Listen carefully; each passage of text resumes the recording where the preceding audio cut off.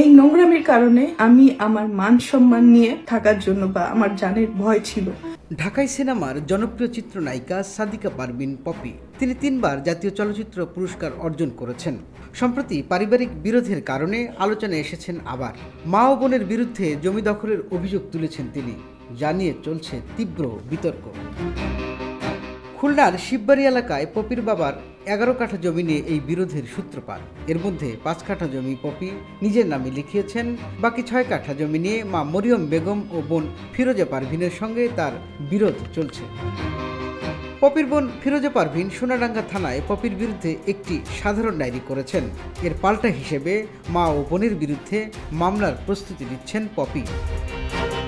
Poppy দাবি করেছেন 30 বছরের পরিশ্রমের উপার্জিত অর্থ তার মা ও বোন আত্মসাৎ করেছে।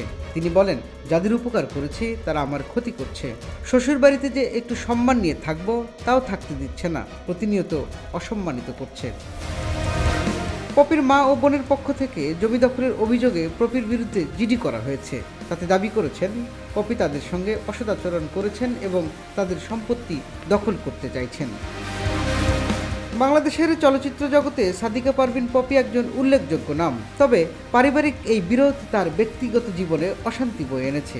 আশা করা যায় আইনগত প্রক্রিয়ায় এই সমস্যার সমাধান হবে এবং পপি আবারও স্বাভাবিক জীবনে ফিরে আসবে। টুটুল রহমান, খবর সংযোগ।